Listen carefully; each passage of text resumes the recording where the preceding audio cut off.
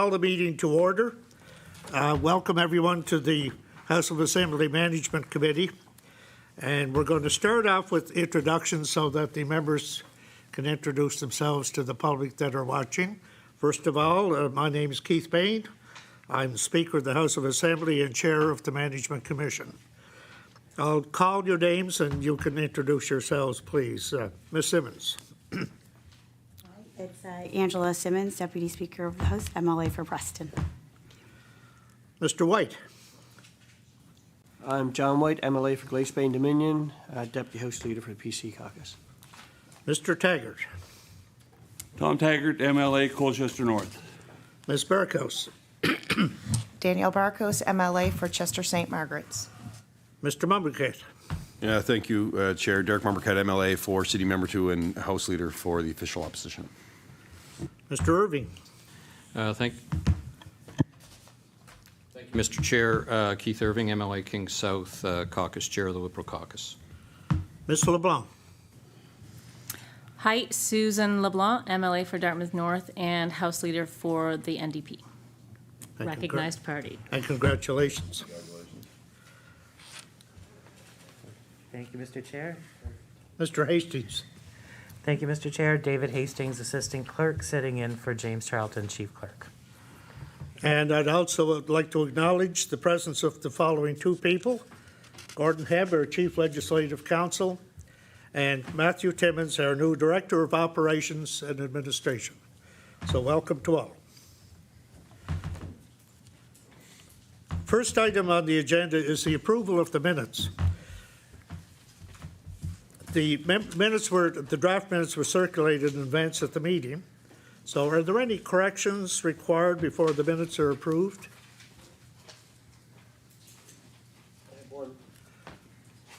Mr. White. There's, a second to find it for you.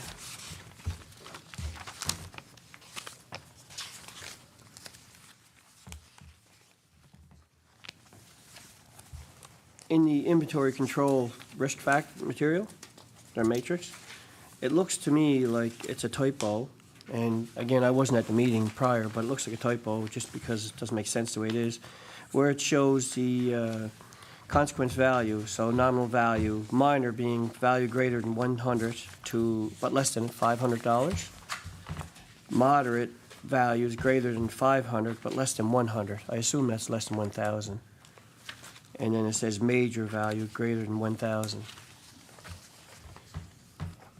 Okay, Matthew, I don't know if you could answer that. Those aren't in the minutes. Those are to be discussed That's later for on. further discussion at today's meeting, I believe. Yeah. Okay, if there's no further discussion, it's moved by MLA Mumbercate, seconded by MLA Barkhouse, that the January 18th, 2022 meeting, the minutes of the House of Assembly Management Commission be adopted. You've heard the motion. Are you ready for the question? All those in favor, show your support by saying aye. Aye. Contrary-minded, nay. The motion is carried. Is there any business arising from the January 11th, 2022 meeting?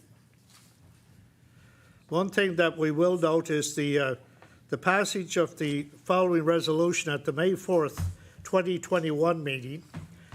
And that resolution was that staff provide an analysis of current MLA office rents and of distances of inside and outside members for the review and consideration of the Management Commission at a future meeting. These materials were circulated in advance of the meeting, so I'll turn it over to our Director of Operations and Administration to speak to the item. Matthew? Thank you, Mr. Chair. So I did circulate a package of materials that looked at the average rents, and we broke it out into kind of HRM, town, and rural. And as you can see, the average rent for the three different areas are different. The HRM is relatively higher than the other areas, somewhere between $200 and $340.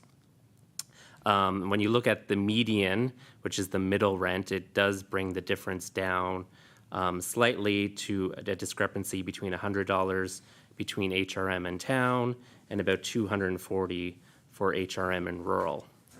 On the flip side of that, you will, our town and rural constituents have more travel expenses, whereas the HRM areas have less travel. So that would make up some of the difference between the higher rents in the HRM area and the less high rents in the town and rural areas.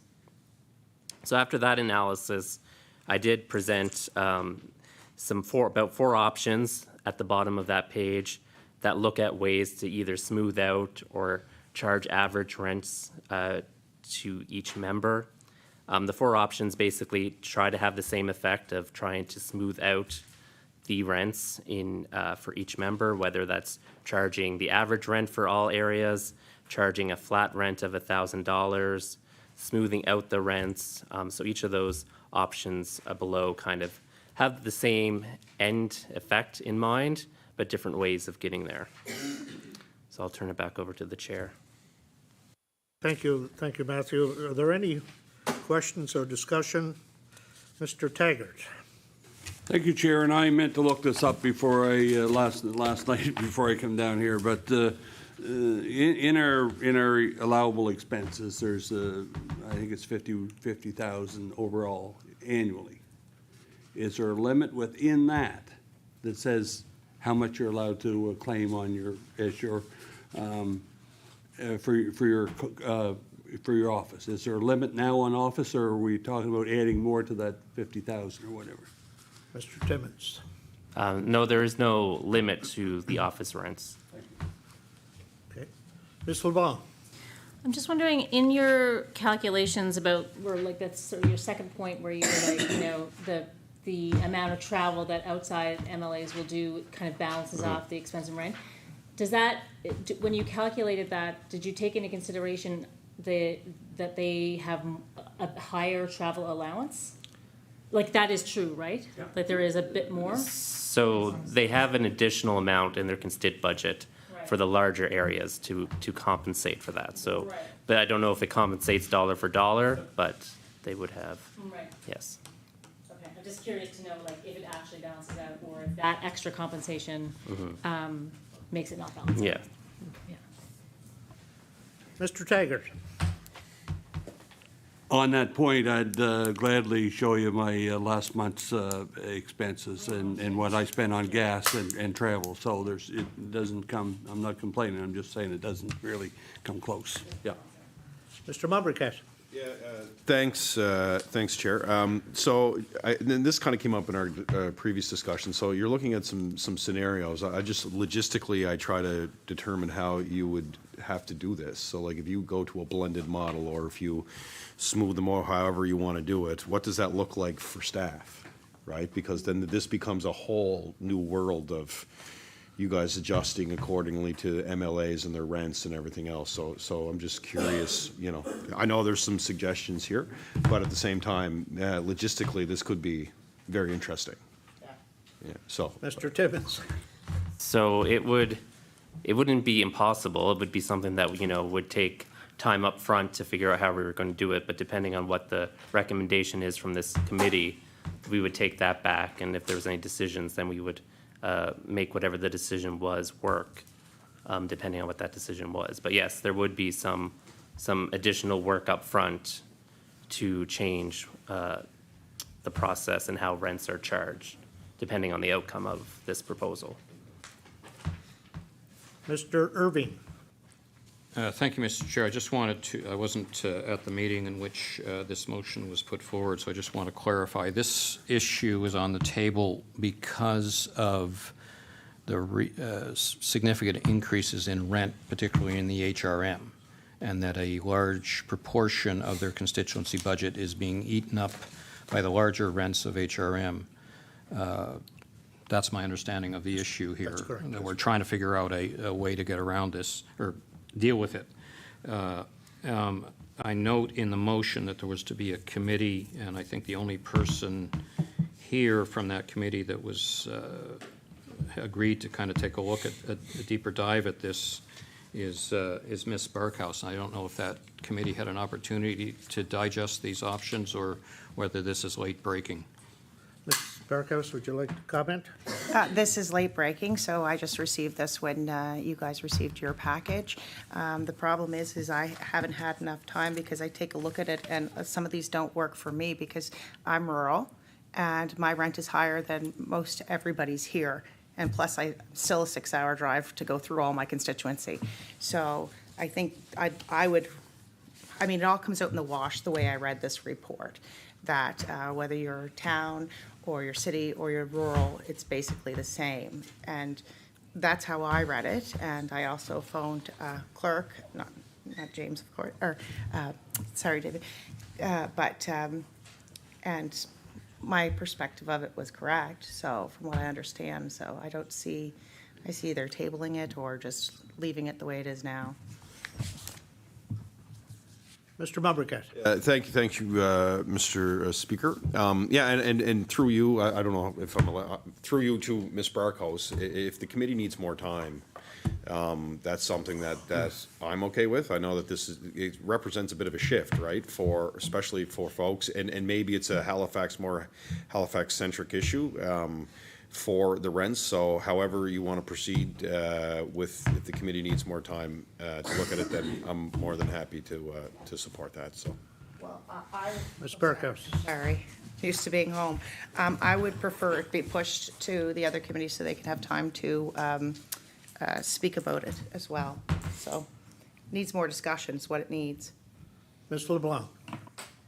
Yeah, I mean, as a urban MLA who has very high rent and actually just moved offices because my rent was going to be even higher than it has been for the last 4 years. I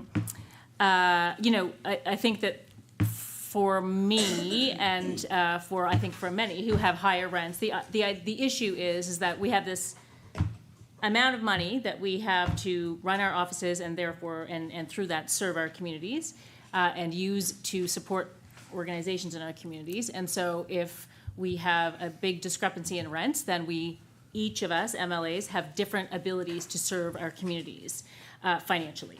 And so I'm happy if, like, now that Ms. Chender is no longer on this committee, if I'm happy to take her place on this like whatever working committee. If we want to continue to take a look at it, I'd love to sit around and sort of really digest the information. If the other parties are willing to do that, I'd be happy to do that. So, no one is willing at this point to propose a motion. Ms. Barkhouse. I say we defer this so we have more time for discussion. Okay, so we will table the matter for future consideration. If everyone's agreed, is it agreed? Agreed. Okay. So that's more work for operations again, so. Mr. Irby. Yeah, I just wanted to just help clarify the issue for those that are just watching this, just to define what the issue is here. If you take an MLA with the lowest rent at $652 a month and an MLA with the highest rent at $2,663, they're spending $2,000 of their budget per month more than that other MLA. That's $24,000. And so there's a huge difference between what that MLA can do with the $24,000 that the other MLA doesn't. So we're asking this committee to try and come up with a proposal that would create some equity and fairness. So I just want to make that clear for people. Okay, so we've agreed then that we'll turn it back to the committee for further discussion and bring forward a recommendation at our next meeting. The next item is the appointment of an auditor. And I'm going to recognize the assistant clerk to speak to this item. Thank you, Mr. Chair. So this is a pretty straightforward item. Section 22 of the House of Assembly Management Commission Act requires an annual audit of the Commission's account, and that the Commission must appoint an auditor on the advice of the Audit Committee. So on May 31st, the Audit Committee, by resolution, recommended to the House of Assembly Management Commission that the Auditor General be appointed as the auditor of the accounts of the House of Assembly for the 2022-23 fiscal year. So this item is now up for you to consider that recommendation from the Audit Committee to appoint the Auditor General as the auditor. Do we have someone to make a motion that the Auditor General be appointed as auditor of the accounts of the House of Assembly? Moved by Ms. Barkhouse, second by Mr. Irving. All those in favor of the motion indicate your consent by saying aye. Aye. Contrary minded, nay. The motion is carried. The next item is the House of Assembly Management Commission regulations and amendments, a revised form of constituency office lease agreement.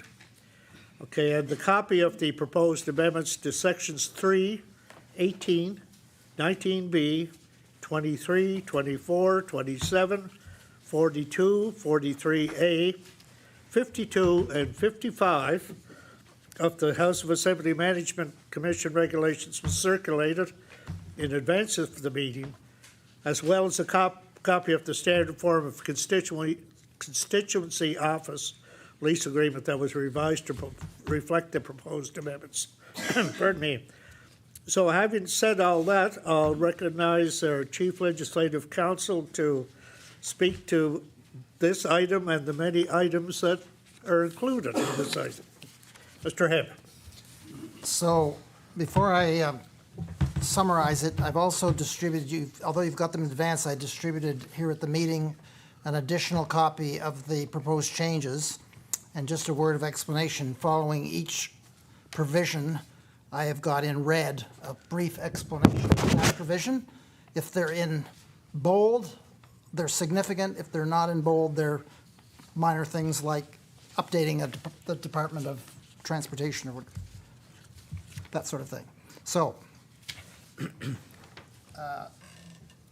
the first change to speak to is it changes when a constituency office lease presently runs for 3 full months from the end of the month when you cease to be an MLA. And that's being reduced by these regulations from 3 months to 1 month. So it'll always be 1 month plus part of a month. But although it's being reduced from 3 to 1, the landlord will still get paid for the full three months. The next one, at the present time, the constituency office lease, the speaker must approve the notice period, and that's being changed to being approving the whole lease. The third one sets a 1-month time limit for an MLA who ceases to be an MLA to deal with the constituency office furnishings and the apartment furnishings. The next one increases the flexibility for a CA, MLA CA claiming travel expenses, or an MLA claiming constituency expenses.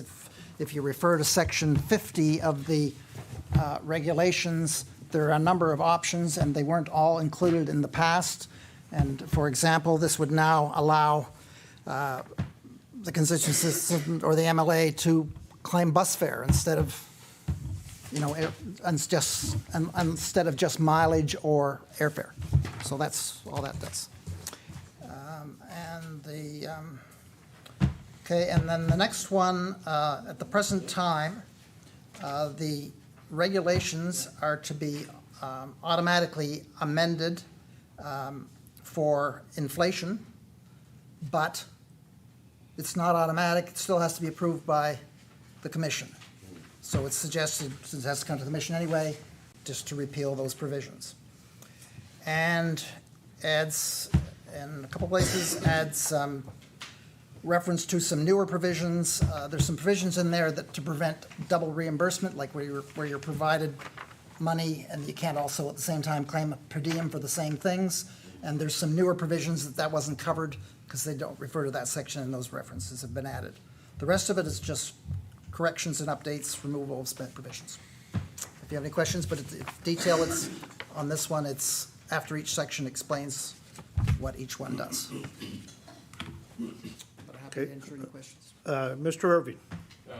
I have no problems, I don't think, with any of these, but I am just curious, just understanding what the change, what the issue is and why we are making the change from 3 months to 1 month on the vacancy. We're still paying for the space, but is this to ensure that departing MLAs wind up? What was the problem we're addressing here? I think that is one of the main problems, as some members might remember. We had some difficulty at one time with a member, and it referred to the lease and moving out of the office space. So that's part of the reason, and I know Gordon can. Mr. Hibb. And one of the additional thing is the regulations also suggest, it's not mandatory, but suggest that the new MLA take over the existing MLA's position. And if you're going to allow it for 3 months, that's kind of long for the new MLA to wait to take over that space. Okay, thank you. Okay. Any further discussion or questions on what's been proposed? If not, I would ask for a motion to approve the House of Management Commission regulations and amendments that have been presented this afternoon. Moved by Mr. White. We have a seconder. Seconded by Mr. Mumbercat. You've all heard the motion. You're ready for the question. All those in favor show your support by saying aye. Aye. Contrary-minded, nay. The motion is carried. The next item on our agenda is the inventory control risk matrix. The Audit Committee, by resolution, recommended to the House of Assembly Management Commission that the provincial inventory control risk matrix be followed by the divisions of the House of Assembly when tagging assets for the purpose of inventory control. And this is something that just came in within the last number of years, of course. A copy of the matrix was circulated in advance of the meeting, and once again recognize our Director of Operations and Administration, Mr. Timmons, to speak to the item. Mr. Timmons. Thank you, Mr. Chair. So the matrix was distributed before the meeting as part of the package. So this is the matrix that is used by government departments to consider when to tag assets and to put it into the Archibus system. So the matrix looks at two areas: the likelihood of the item being stolen and the dollar value of that item. So the higher the risk of it being stolen and the higher dollar value of the item, that's when the item should be tagged. So if it's a low-cost item and not likely to be stolen, then those items wouldn't be tagged. So this is just for the House of Assembly divisions. The Audit Committee discussed the members' threshold, dollar threshold, and that was deferred to a later meeting. I'm going to do some more work on that. So this is just the divisions, Ledge TV, Ledge Library, those divisions. So we are looking to adopt this matrix to be in alignment with government departments. I will take note of Mr. White's comment. There does appear to be a typo on that sheet, so I will have that corrected so that it reads correctly. Thank you. Okay, is there any further questions? Would someone like to move that the provincial inventory control risk matrix be adopted for use by the Assembly offices as defined by the House of Assembly Management Commission Act when tagging assets for the purpose of inventory control? Do we have a mover for that motion? Mr. Irving, do we have a seconder? Mr. White. You've heard the motion. All those in favor show your consent by saying aye. Aye. Contrary-minded, nay. The motion is carried. The next agenda item is the CPI adjustment. And pursuant to subsection 52(1) of the House of Assembly Management Commission regulations, the fixed amount set out in the regulations, except the amount referred to in Clause 50A for mileage claims, and the caucus office entitlement set out in subsection 33(2) are increased on April 1st of each year by the increase in the Consumer Price Index for Nova Scotia, or the Core Consumer Price Index for Canada, whichever is lower. The adjustment is subject to the approval of the Management Commission. The CPI for Nova Scotia for 21-22 fiscal year was 7.1%, while the same CPI for Canada for the same period was 6.8%. The Management Commission must determine whether to approve the 6.8% adjustment.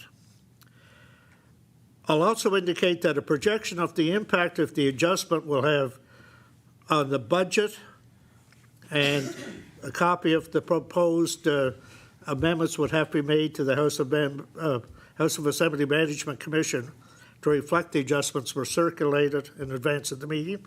I think everybody saw that. So again, we're going to put Mr. Timmons back on the hot seat again. Welcome to your job again. So maybe you can just give us an overview of the proposed amendments and we'll go from there. Thank you, Mr. Chair.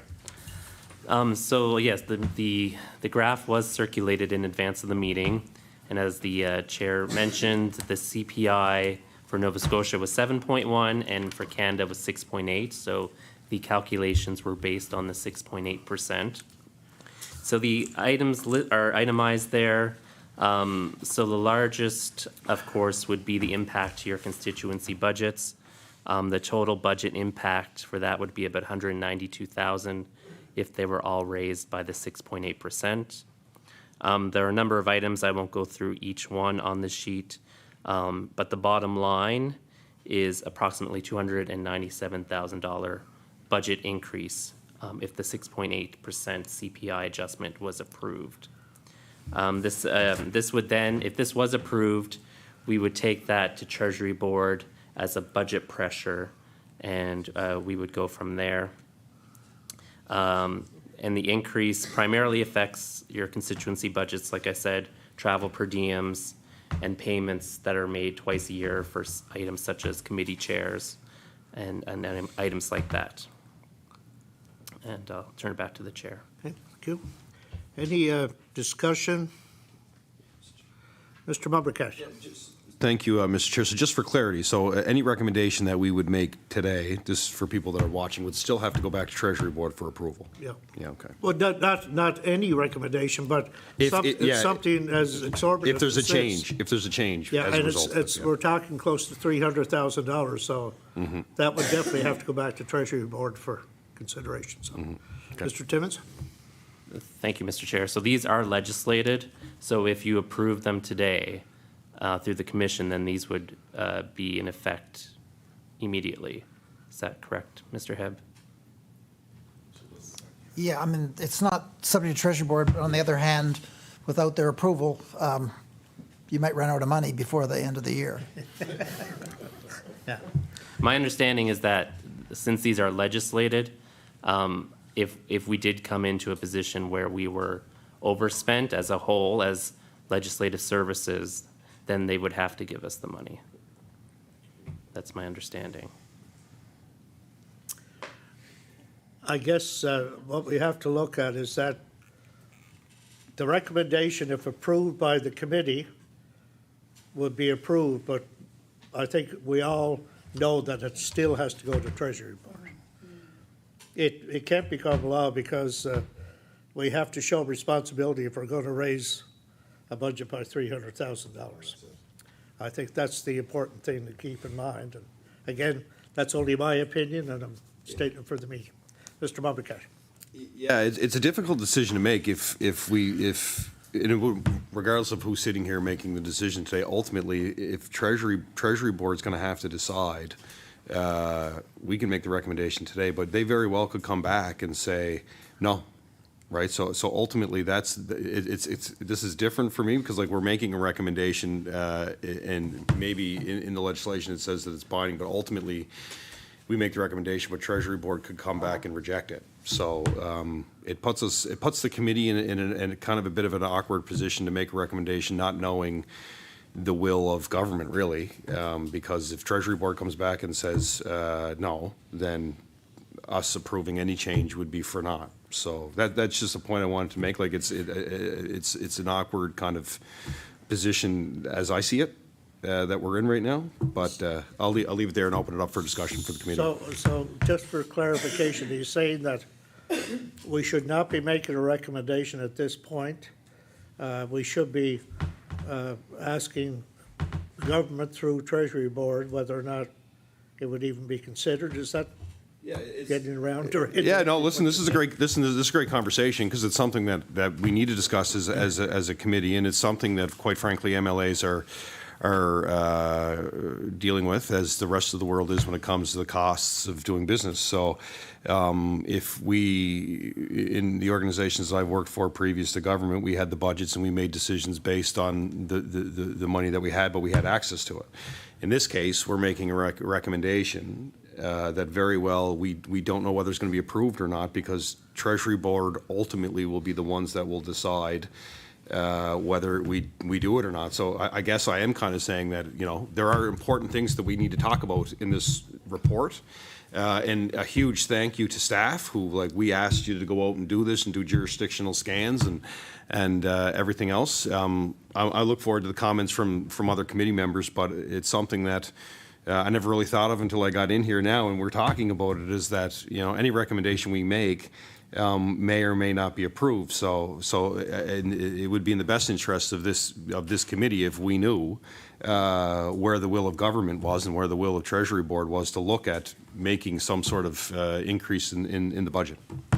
That's my thoughts. Before I recognize Ms. LeBlanc, has it always been, who to this position myself, has it always been that I'm going to use the caucus office budgets, have always received that CPI increase irregardless? Mr. Timmons? No, that's not correct. No, they have not received CPI. Okay, Ms. LeBlanc. Just want to clarify. Is what Mr. Mummerket saying what you just said? Because it feels like you're both saying two different things. Mr. Timmons. Thank you, Mr. Speaker. So it's kind of a chicken and egg thing. I will say that legislative services as a whole is typically under budget by more than that 300,000. So as things stand, we would be able, even without going to Treasury Board, like if we went to Treasury Board first, they would come back and say, well, you guys are underspent. So it would be a decision made at this commission, and then we would implement that decision. And if all things being equal, we would still be under budget year over year. And if we ever got to the point where we were over budget or were forecasting to be over budget, we would go to Treasury Board and point out that it's a legislated, this is legislation. So if we were truly over budget, then they would have a hard time to approve the appropriation to bring us back under budget. Does that give you some clarification, Ms. LeBlanc? Ms. LeBlanc. Was there ever a scenario where like different amounts of an increase were what's the word, considered? So like 6.8 is the Canadian CPI to date, but there hasn't been an increase since 2012. Is there a scenario where there's like a split the difference, or, you know, other number crunching that has been done? Mr. Timmons. No, I don't believe so. I think the regulations specify the CPI, the lower between Canada and Nova Scotia. So no, that's never. And as you can see, the last time a CPI adjustment was approved was in 2012. So. Mr. Taggart. Thank you, Chair. So is this something different? Is this something for the past 2, 4, 6, 8, 10, 12 years? This is done annually. Annually, this comes to this committee. This committee makes a decision. It goes to Treasury Board. Treasury Board makes their decision. So we're not doing anything different. Is that correct? Mr. Head. Well, the change doesn't require Treasury Board approval, as Mr. Timmons pointed out. It's just if they're going over the budget, and there may be room for these. But having said that, as Mr. Timmons has pointed out, this commission has said no for the last several years to any change. But and maybe I'm sorry, go ahead. if I could just add, and as Mr. Timmons has correctly pointed out, it's sort of it's an all or nothing under the present regulations. With these changes, once they come into force, there would be more flexibility for the commission. Mr. Taggart? And having said that, Mr. Timmons has already said that even if we did approve the increase, it could still be within that budget. So in the current budget, because it's typically been, we've been under budget, or we, I guess, have been under budget annually for more than the 300,000. So I just think that we should do what we want to do, or, what we decide, and let Treasury Board decide what they decide. I don't see why we're doing it any different today than we would have done it last year or the year before or whatever, other than this is a recommended higher than usual CPI increase. Am I right about that? No? Did you say it's a recommended higher than usual? Ms. LeBlanc? No. Sorry, I missed what you said. Sorry. Mr. Taggart? Well, I'm trying to determine why this is any different. So then this has been done annually. Why this? We just don't make a decision, and so the reason that it's been raised that we should go to Treasury Board is because the potential, because CPI is higher this time than it was other years. Is that correct? No. So I'm trying to figure out why this plays in. As Mr. Hebb has mentioned, the previous number of years, there's been no increase at all. Yeah, I got No that. CPI, Yeah, okay? yeah. And I guess Mr. Timmons has said if we use this 300,000, we're still going to be under our Yeah, budget. yeah. And our budget must have already been approved by Treasury Board in the first place. Am I correct in saying that? Mr. Timmons? Yes, that's correct. So if we were still under budget, then there would be no issue. And if we were forecasting that we would be over budget, that's when we would have to go to Treasury Board So- and tell them that this was legislated increase. So our budget is now over budget, so they would, I wouldn't want to say have to, but they would be inclined to give us the additional appropriation to bring us back under budget. Okay, I'm going to recognize Mr. White and Ms. Berghaus. Thank you, Mr. Speaker. Excuse me. First off, I want to thank you for preparing the report. I know a lot of work went into this, so I appreciate that much. But I got to say to you straight up, the PC caucus is not going to accept any or make any recommendations for a CPI adjustment. It's given where we are in the times, and I know we are part of that as well. And I'll be the first to tell you that I'm struggling financially as much as anybody in the public. I really am. But if something doesn't taste right or feel right, it's probably not right. And I do not feel right to sit here and say yes to a vote that is going to financially positively impact me. So our caucus is going to say no to any adjustment that you make. Thank you. Ms. Berghaus? Well, he pretty much took the words out of my mouth, although mine was a little different. But I'm just wondering, and you'll have to excuse that I do not know the history from this, but if we're always under budget, then why are we even putting ourselves through this?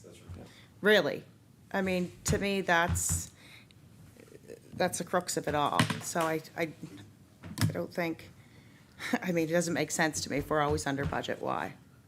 You know, I was looking over, and a lot of MLAs don't spend their whole budget, and so that's all I have to say. Thank you, Johnny. You said it good well as well. Mr. Bumbercat?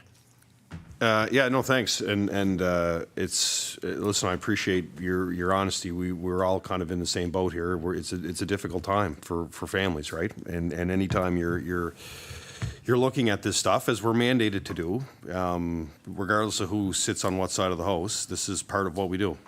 Decisions were made over the years by previous governments to whether to increase or not. So I feel like we're really all on the same page. And Ms. Barkhouse, through you, Mr. Speaker, you're right. Like it's a case of for many of us, we don't spend our budgets completely. I've never done it in 7 years, but some do. You know what I mean? So like I think this is why we go through this exercise. I don't think we should shy away from talking about it. You know what I mean? I think ultimately we make decisions, but you're making decisions in a very difficult time for people. So I appreciate the honesty from the member from Glace Bay, and I'll stop there and pass it through to the committee members. Okay, Mr. Taggart. Sorry. Thanks, Chair. I absolutely agree with what MLA White said. Where I was trying to go was, this committee, we're charged with making a decision. If we're going to make a decision, we just make it. We don't worry about whether, that's Mr. Timmons' problem once we make the decision. So the idea that we're going to lay that decision back to Treasury Board is really not, in my view. This is our job to do, is to make a decision. So as Mr. Irving. Thank you. Yeah, I was going to raise the points that Ms. Barkhouse made. Clearly, the information that I'm aware of is most MLAs have not spent their budget. And so even though we have not applied CPP for the last 10 years except for once, which over that period of time is roughly 25%, we still have not needed that. So if the problem that was before us is 75% of MLAs have run out of money at the end of the year, then maybe that's when we look at it. So the one issue there that I think is percolating, and I don't have any data, is the rents that people are paying for apartments as outside members. And I'm an inside member, so I don't know the facts on that, but there's been clearly large inflation there. So I know a number of MLAs are topping up with personal funds for that. That may be an issue that we want to dig into at some point, but again, I don't think we're going to do that there.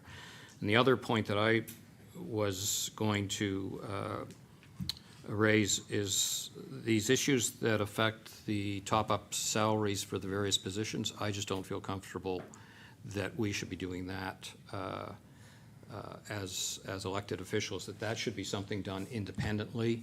We have an independent review going on of the base MLA salary, why they're not looking at these additional funds for the additional workload of those positions.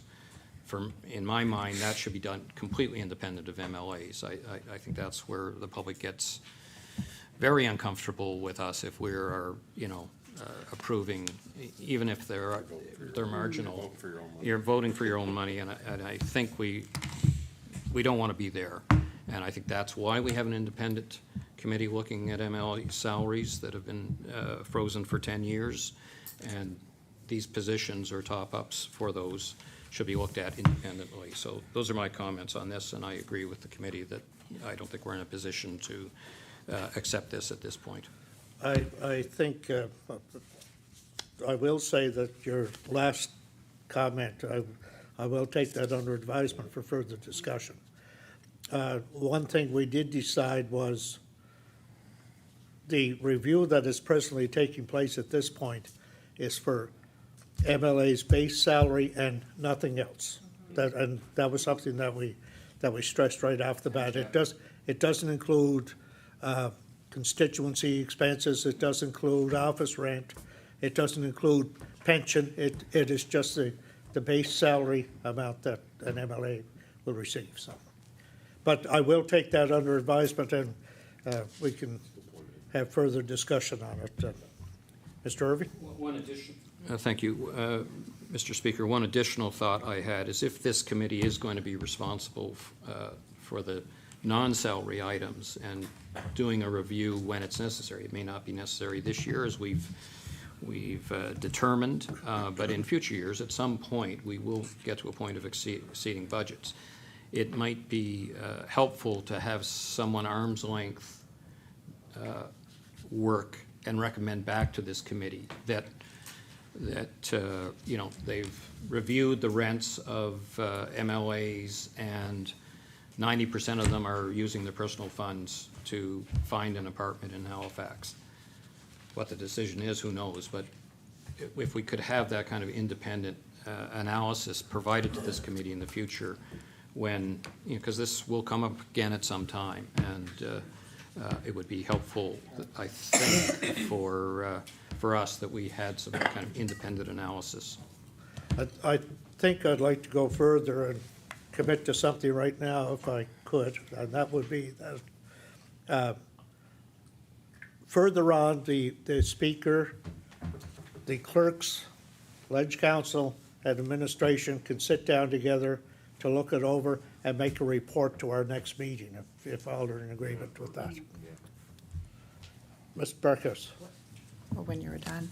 I would love that. I tend to agree with what was said here, because although people see that it's almost 300,000, you go from $50 to $52 for your per diem, and so it's nickeling and diming across the board, but it adds up amongst 55 MLAs, and for us to be the ones in charge of that puts us in a very awkward position.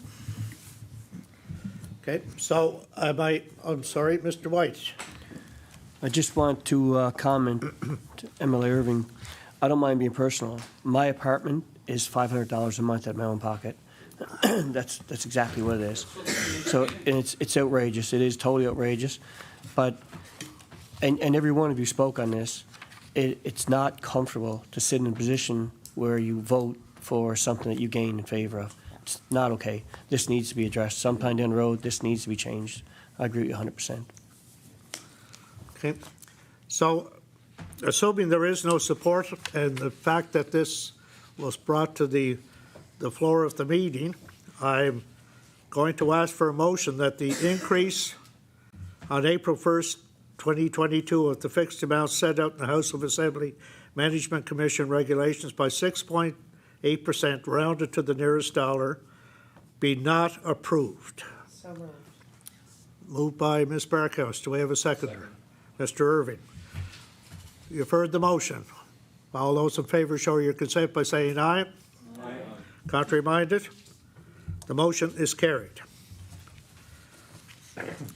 So, now we move on to the financials. And the financials were circulated in advance of the meeting, and for the third quarter report for 21-22, and the preliminary fourth quarter report for 21-22. So once again, I'll recognize the Director of Administration, Mr. Timmons, speak to the financials. Thank you, Mr. Chair. I'll just quickly look at the fourth quarter report. That's the one in color that was handed out, because this is our preliminary year end. We are still, as you know, members are able to incur expenses up to June 30th, so we're just almost at the point where we're able to finalize the 21-22 numbers, but this is the preliminary results, which won't change all that much. I will just point out the two numbers at the bottom, the spent to forecast and the spent to budget. They're both 98%, so we are 98% spent compared to budget and forecast, which is roughly around $500,000. So that's basically a $500,000 surplus. I will also point out that 21-22 was an election year, so typically our surplus is much higher, but due to the election and the large turnover with people coming in and out, there were some significant additional expenses that are only incurred in an election year, and an election year that has a lot of turnover. So that is why the surplus, there was still a surplus, but much smaller than a typical year.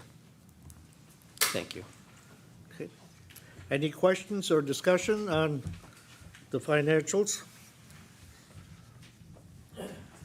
Hearing none, I want to thank Mr. Timmons for providing that, and it doesn't require a motion at this point. Mr. Irving. Thank you, Mr. Chair. I see we've come to the end of the agenda. I just wanted to raise one issue that's come up in our caucus that maybe we could have a look at, and that is the allotted budget for a community event, which is somewhere around $450. And that, $480, thank you. In my experience, you can't rent a hall and bring together a community and serve coffee for that. And the times that I've had community recognition events, I've had to use other funds to do that. It might be worth looking at, considering that all MLAs have now been asked to have an event around the Queen's Platinum Jubilee, which some of us may wish to rent a community hall and bring together the community to celebrate those 15 folks. So, you know, do we need to have a limit on that? Should we be trusting MLAs to work within their overall budget to spend where necessary? Or do we look at, you know, moving it to something more appropriate, like $1,000 or something? I'm just wondering if we could maybe ask somebody to take a look at that for us and come back with a recommendation. So we'll ask administration to look at that and bring forward a recommendation to the committee. Agreed? Okay. Thank you for that. As Mr. Irving has noted, the agenda has been completed. So unless there's anything further to come before the meeting stands adjourned, and thank you all very much for your presence today. Good chair. Efficient.